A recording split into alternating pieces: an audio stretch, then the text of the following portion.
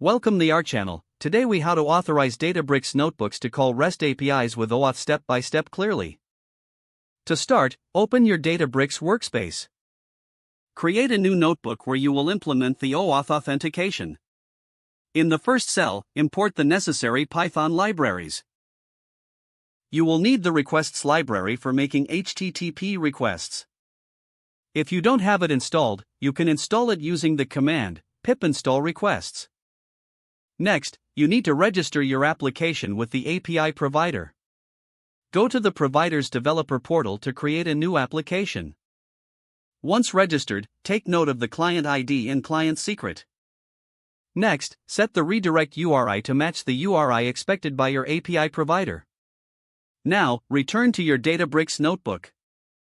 In the next cell, set up the OAuth 2 parameters. Define the authorization URL, token URL, and the scopes needed for your application. Use the client ID and client secret you obtained earlier. In the following cell, create a function to obtain the access token. This function will use the requests library to make a post request to the token URL. Include your client ID, client secret, and the grant type in this request. Once you receive the access token, store it for future use. Now, create another function to call the REST API. This function should take the access token as a parameter. Within this function, set up the headers to include the authorization token. Make a GET or POST request to your desired API endpoint using these headers.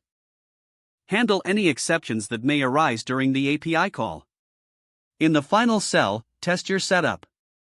Invoke the function to obtain the access token. Then call the REST API using the previously defined function.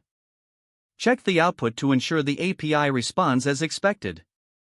Remember to secure your client's secret and any access tokens.